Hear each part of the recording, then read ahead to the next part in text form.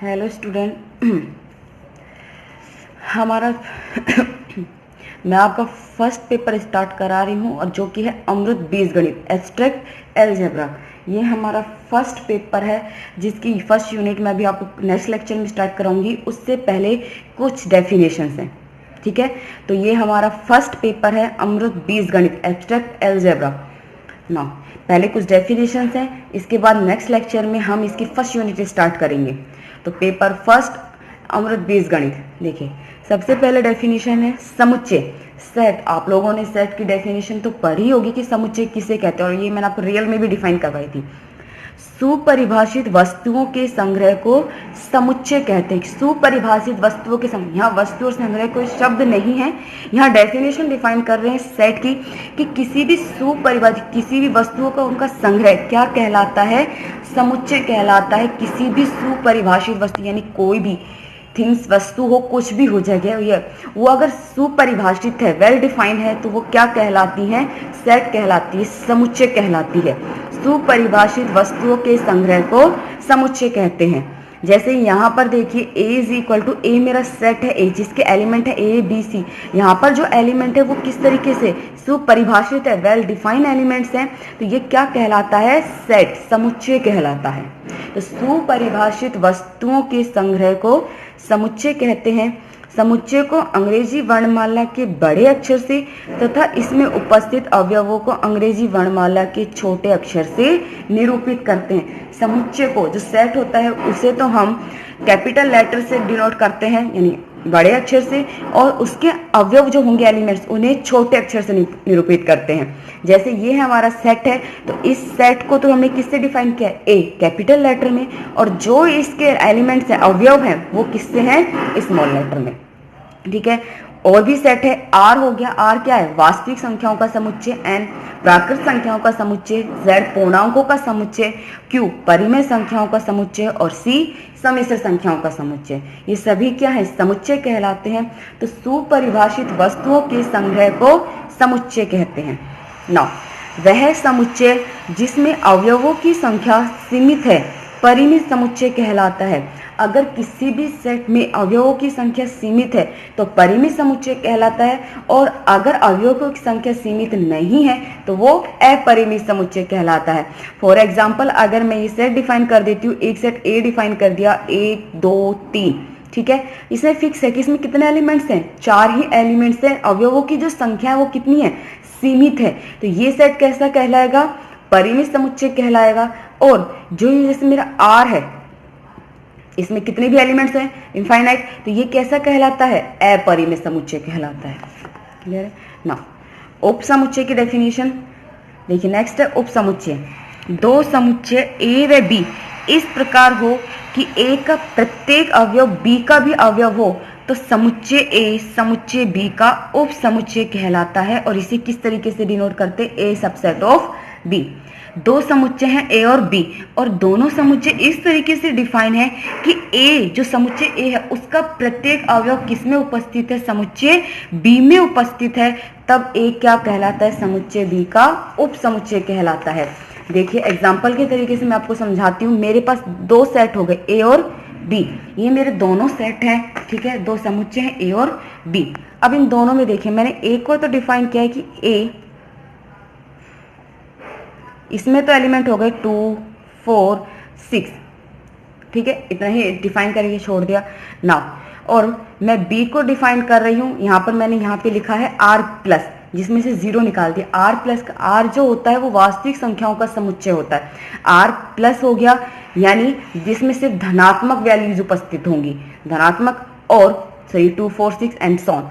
और यहाँ से 0 निकाल दिया यानी इसमें 0 उपस्थित नहीं है, ठीक है। या मैं इसको आर प्लस ऐसे ही छोड़ सकती हूँ। तो मैंने ये आर प्लस यानी 1 2 3 इस तरीके से ये सेट डिफाइन कर दिया इनफाइनाइट तक। तो देखिए ए में से सिर्फ क्या है, 2 के एलिमेंट्स, 2 के जो मल्टीपल है वही एलिमेंट्स है, और बी में सारे एलिमेंट्स हैं। तो ए के एलिमेंट तो इसमें भी उपस्थित होंगे, 2 है, 4 भी होगा, 6 भी होगा, 8 भी होगा, 10 भी होगा, सारे एलिमेंट उपस्थित है। तो यानी ए के हर एक एलिमेंट, प्रत्येक अवयव किसमें उपस्थित है, बी में उपस्थित है। तो ए बी का क्या कहलाता है, उप समुच्चय कहलाता है। और इसे इस साइन से डिनोट करते हैं, इसका मतलब है कि जो ए है वो क्या है, बी का उपसमुच्चय। क्लियर है ना? ये मेरा एग्जाम्पल था। रिक्त समुच्चय किसे कहते हैं? ऐसा समुच्चय जिसमें कोई भी अवयव उपस्थित नहीं हो, रिक्त समुच्चय कहलाता है। कि कोई भी सेट जिसमें एक भी अवयव उपस्थित नहीं है वो क्या कहलाता है, रिक्त समुच्चय। और इसे फाई से डिनोट करते हैं। जैसे ये मेरा सेट ए हो गया, इसमें एक भी एलिमेंट नहीं है, रिक्त समुच्चय है, और रिक्त समुच्चय को फाई से डिनोट करते हैं। तो वह समुच्चय जिसमें एक भी अवयव उपस्थित नहीं होता रिक्त समुच्चय कहलाता है। एक नोट है कि रिक्त समुच्चय जिसे फाई से डिनोट करते प्रत्येक समुच्चय का उप समुच्चय होता है। कि जो हमारा रिक्त समुच्चय होता है फाई, ये प्रत्येक समुच्चय का क्या होता है, उप समुच्चय होता है। यानी phi is subset of A, phi is subset of B. ठीक है, ये हो गया ना।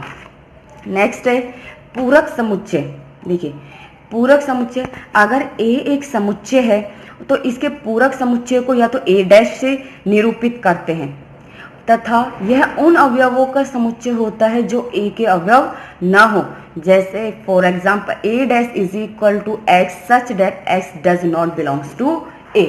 इसका क्या मतलब, देखिए ए मेरे पास एक सेट है, ठीक है, तो इसके पूरक समुच्चय को हम किससे डिनोट करते हैं, ए डैश से, या फिर ए कॉम्प्लीमेंट ऑफ ए। इसका मतलब ये होता है ए एक समुच्चय है और इसके पूरक समुच्चय को हम ए डैश से निरूपित करते हैं। और पूरक समुच्चय क्या होता है, उन अवयवों का सेट होता है जो ए के अवयव नहीं होते। यानी वो ए डैश के तो अवयव होंगे लेकिन इस सेट ए के अवयव नहीं होंगे। तो जो मैंने ये लाइन लिखी है कि A dash is equal to X such that X does not belongs to A, इसका मतलब है ए मेरा एक सेट है, इस ए का पूरक समुच्चय क्या है, ए डैश है। और ए डैश में किस टाइप के एलिमेंट है, एक्स टाइप के एलिमेंट है जो इस ए के अवयव नहीं है। तो पूरक समुच्चय में वो अवयव उपस्थित होंगे जो सेट ए में उपस्थित नहीं होंगे। क्लियर है? A dash is equal to X such that X does not belongs to A, ये एक्स इस ए के एलिमेंट नहीं होंगे। क्रमित युग्म, ये तो आपने पढ़ा भी होगा, क्या है कि ए और बी कोई दो अवयव हैं तो इसके क्रमित युग्म को ए बी इस ऑर्डर में डिनोट करते हैं, जहां ए को ए बी का प्रारंभिक घटक और बी को ए बी का द्वितीय या अंतिम घटक कहते हैं। देखिए अगर ए और बी हमारे पास कोई भी दो एलिमेंट हैं अलग अलग, ठीक है, किसी भी सेट के एलिमेंट हैं, दो सेट के डिफाइन होंगे, तो जो इनके क्रमित युग्म होंगे, क्रमित युग्म में या तो इस तरीके से डिफाइन किया जाता है या फिर इस तरीके से डिफाइन किया जाता है। तो ए और बी कोई दो अवयव हैं तो इनके क्रमित युग्म को इस तरीके से या फिर इस ब्रैकेट में व्यक्त किया जाता है, जहां ए बी तो इस क्रमित युग्म का प्रारंभिक घटक यानी प्रथम घटक और बी इसका द्वितीय यानी अंतिम घटक कहलाता है। ठीक है, नाउ समुच्चयों का कार्तीय गुणनफल क्या होता है? समुच्चयों का कार्तीय गुणनफल, माना ए तथा बी दो समुच्चय है तब ए और बी के क्रमित युग्मों के समुच्चय को कार्तीय गुणनफल कहते हैं। अर्थात A cross B is equal to A B such that A belongs to A and B belongs to B. यहाँ पर देखिए क्या वह इसका मीनिंग समझिए, क्या कह रहा है कि मेरे पास ए और बी कोई भी दो सेट है, ठीक है, ए और बी दो सेट है, तो इन ए और बी के क्रमित युग्मों के समुच्चय, याद रखिए ये भी क्या कह रहा है, ए और बी के क्रमित युग्म, और क्रमित युग्म में एलिमेंट किस तरीके से डिनोट किए जाते हैं, इस तरीके से डिनोट किए जाते हैं। तो इन क्रमित युग्मों का जो समुच्चय होता है वो क्या कहलाता है, कार्तीय गुणनफल कहलाता है इन समुच्चयों का। ठीक है, यानी ए के हर एक एलिमेंट का बी के हर एक एलिमेंट के साथ क्या होगा, गुणनफल होगा। यही है कि A cross B is equal to A B such that A belongs to A and B belongs to B. वहां पर यही मतलब है इसका कि ए और बी दो समुच्चय है तो इन ए और बी के क्रमित युग्मों के गुणनफल को, समुच्चयों को क्या कहते हैं, कार्तीय गुणनफल कहते हैं। ए क्रॉस बी इस तरीके से कार्तीय गुणनफल डिनोट किए जाएंगे जिसमें एलिमेंट किस तरीके के होंगे, ए और बी, जहां ये जो एलिमेंट होगा ए, ये तो इस सेट ए का एलिमेंट होगा और जो बी है वो इस सेट बी का एलिमेंट होगा। ठीक है, फॉर एग्जाम्पल यानी देखिए ए का हमने सेट डिफाइन कर दिया जिसमें एलिमेंट है 1 और 2, और बी में मैंने एलिमेंट डिफाइन कर दिए 3 और 4। अब ये दोनों सेट है जिसके एलिमेंट मैंने डिफाइन कर दिए हैं। अब मैं इनका कार्तीय गुणनफल निकालती हूँ, ए क्रॉस बी किस तरीके होंगे, क्रमित युग्म के रूप में होंगे, इस फॉर्म में जहां ए इस सेट ए का एलिमेंट होगा और बी इस सेट बी का। तो सबसे पहले 1 का गुणनफल होगा इसके साथ, क्या होगा, 3 के साथ 1 और 3, 1 4 कंप्लीट। अब 2 का करोगे तो 2 3 2 4। देखिए यहाँ जो पहले एलिमेंट है वो तो किसके हैं, सेट ए के, और जो सेकंड नंबर के एलिमेंट है वो किसके हैं, सेट बी के। यही होता है समुच्चयों का कार्तीय गुणनफल। ठीक है। नाउ संबंध आप लोग पढ़ भी चुके हो। क्या होता है, माना ए और बी कोई दो समुच्चय है तो कार्तीय गुणनफल ए क्रॉस बी का कोई उप समुच्चय आर ए तथा बी में संबंध कहलाता है। ठीक है। ए और बी दो सेट डिफाइन कर दिए कि ए और बी दो समुच्चय हैं, तो इन दोनों समुच्चयों का जो कार्तीय गुणनफल है ए क्रॉस बी, इस कार्तीय गुणनफल ए क्रॉस बी का कोई उप समुच्चय आर, जो आर है वो ए क्रॉस बी का क्या है, उप समुच्चय। ये ब्रैकेट में मैंने यही डिफाइन किया हुआ है आपको। तो ए और बी कोई दो समुच्चय हैं, तब ए क्रॉस बी जो कि कार्तीय गुणनफल है का कोई उप समुच्चय आर क्या कहलाता है, ए और बी में संबंध कहलाता है। जहां ये आर है ये कार्तीय गुणनफल ए क्रॉस बी का उप समुच्चय होगा। नाउ नेक्स्ट, यदि b इज इक्वल टू, इसका मतलब क्या है कि दोनों जो सेट हैं समान समुच्चय हैं, और समान समुच्चय किसे कहते हैं ये मैंने आगे लिखी है, यहाँ नहीं है, कि a का प्रत्येक अवयव b में हो और b का प्रत्येक अवयव a में हो तो वो समान समुच्चय कहलाते हैं। यानी a और b समान समुच्चय है तो जो r है वो किसका उप समुच्चय होगा, a क्रॉस a का या b क्रॉस b का, तो वो क्या कहलाता है, a पर संबंध कहलाता है। तो a और b कोई दो समुच्चय हैं तो इनका कार्तीय गुणनफल a क्रॉस b का कोई भी उप समुच्चय r a और b में संबंध कहलाता है, यानी a रिलेशन b। ठीक है। समुच्चय r के क्रमित युग्मों के प्रथम अवयव को संबंध r का प्रांत और द्वितीय अवयव को संबंध r का परिसर कहते हैं। ये क्या कह रहे हैं, समुच्चय r के क्रमित युग्मों के प्रथम युग्म, आपको पता है ये क्रमित युग्म में हमने डिफाइन किया था इस तरीके के एलिमेंट होंगे। ठीक है। और ये जो आर है वो ए क्रॉस बी का उप समुच्चय, इसमें क्रमित युग्म में जो प्रथम अवयव होता है वो इस संबंध आर का क्या कहलाता है, प्रांत कहलाता है, और द्वितीय अवयव क्या कहलाता है, इसका परिसर कहलाता है। ठीक है।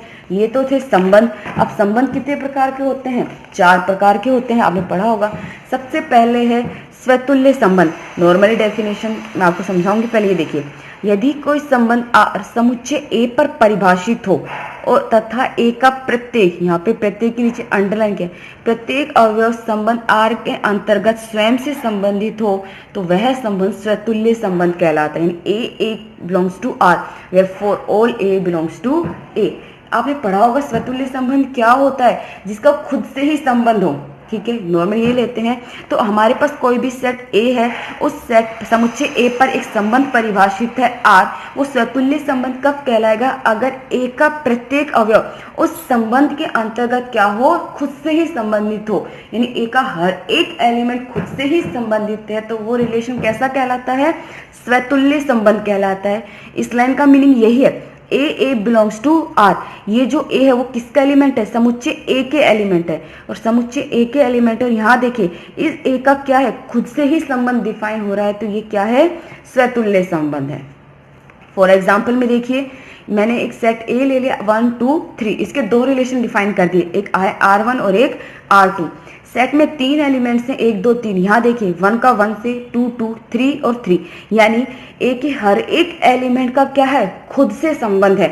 लेकिन यहाँ पर 1 का और 3 का तो खुद से संबंध है लेकिन 2 का नहीं है, तो R1 क्या है, स्वतुल्य संबंध है, लेकिन R2 स्वतुल्य संबंध नहीं है क्योंकि 2 का खुद से रिलेशन नहीं है। तो स्वतुल्य संबंध किसे कहते हैं कि किसी भी समुच्चय ए पर परिभाषित कोई भी संबंध आर, अगर ए का प्रत्येक अवयव उस संबंध के अंतर्गत खुद से ही संबंधित हो तो वो क्या कहलाता है, स्वतुल्य संबंध कहलाता है। सममित संबंध, ये भी आपने पढ़ा है। ए कोई सेट है, एक्स और वाई ए के एलिमेंट्स हैं, इसका मतलब ये एक्स वाई बिलोंग्स टू ए, यानी एक्स और वाई ए के अवयव हैं। तब समुच्चय ए पर परिभाषित संबंध आर इस प्रकार हो कि एक्स रिलेशन वाई तब वाई रिलेशन एक्स भी सत्य हो। यानी ए कोई भी समुच्चय है और एक्स और वाई उस ए के दो अवयव हैं, तो उस समुच्चय ए पर जो रिलेशन डिफाइन हो रहा आर वो इस प्रकार हो कि अगर एक्स का संबंध वाई से है तो वही संबंध वाई का एक्स से भी होता है, तो वो क्या कहलाता है, सममित संबंध कहलाता है। कि जो रिलेशन x का y से है वही रिलेशन y का x के साथ हो तो क्या कहलाता है, सममित संबंध कहलाता है। यहाँ देखिए फॉर एग्जाम्पल मैंने एक सेट डिफाइन कर दिया ए, 1 2 3 4 4 एलिमेंट्स हैं, ठीक है। इसके दो संबंध डिफाइन किए R1 और R2। यहाँ देखिए 1 2 3 1 2 4 1 1 2 1 4 2, यहाँ 2 3 2 2 3 4 3 2 4 3, ठीक है। अब देखिए यहाँ पे 1 का 2 से रिलेशन है, 2 का 1 से है, 3 का 1 से है, लेकिन 1 का 3 से नहीं है, 2 का 4 से 4, लेकिन इसमें 3 का 1 से तो रिलेशन है लेकिन 1 का 3 से रिलेशन नहीं है, तो यानी ये तो सममित संबंध नहीं है। यहाँ देखिए 2 का 3 से रिलेशन है और 3 का वही रिलेशन किसके साथ है, 2 के साथ है। 3 का 4 से रिलेशन है और 4 का वही रिलेशन 3 के साथ है, 2 का 2 से वही रिलेशन है, तो R2 कैसा है, सममित है। तो यानी कोई भी सेट है उसके दो एलिमेंट हैं, तो अगर x का जो रिलेशन y के साथ होता है, y का वही रिलेशन x के साथ हो, तो वो सममित संबंध कहलाता है, अदरवाइज वो सममित संबंध नहीं कहलाता है। तो R1 सममित नहीं है लेकिन R2 है, क्योंकि R1 में 3 का 1 से तो रिलेशन है लेकिन 1 का 3 से रिलेशन नहीं है। प्रतिसमित संबंध, सेम डेफिनेशन, इससे थोड़ा सा डिफरेंस है। यहाँ पर क्या है, ए कोई समुच्चय है, x और y ए के कोई दो अवयव है और r इस समुच्चय ए पर इस तरीके से परिभाषित है कि x का जो रिलेशन y से है, y का वही रिलेशन x से है, लेकिन उसी कंडीशन में ट्रू सत्य होगा जब x is equal to y हो। इसका प्रतिसमित ये कह रहा है कि a मेरा कोई भी सेट है, r इस पे कोई भी रिलेशन है, x और y a के ये एलिमेंट्स हैं, तो x का जो रिलेशन y के साथ है, y का वही रिलेशन x के साथ हो उस कंडीशन में जब x is equal to y हो। यानी x इज इक्वल टू क्या होना चाहिए, यहाँ पे y होना चाहिए, ठीक है। जैसे यहाँ पर देखिए ये सेट A हो गया x y z, मैंने रिलेशन डिफाइन कर दिया इसका x के साथ, x का x y z z, ठीक है। यहाँ पर एक चीज सॉरी, यहाँ पे एक डिफाइन मैंने यहाँ नहीं किया है, y और x भी डिफाइन कर दे। x का रिलेशन y के साथ है और y का वही रिलेशन किसके साथ है, x के साथ, और किस कंडीशन, जब x is equal to x। यहाँ पे नहीं भी दिया है तो भी कोई फर्क नहीं पड़ेगा क्योंकि यहाँ पर x डिफाइन कर दिया है। इसका मतलब है कि जो y का x के साथ रिलेशन है वो भी डिफाइन है। ये कैसा रिलेशन है, प्रतिसमित संबंध है। एक नोट है कि प्रत्येक स्वतुल्य संबंध प्रतिसमित होता है, जबकि प्रत्येक प्रतिसमित संबंध स्वतुल्य हो आवश्यक नहीं है।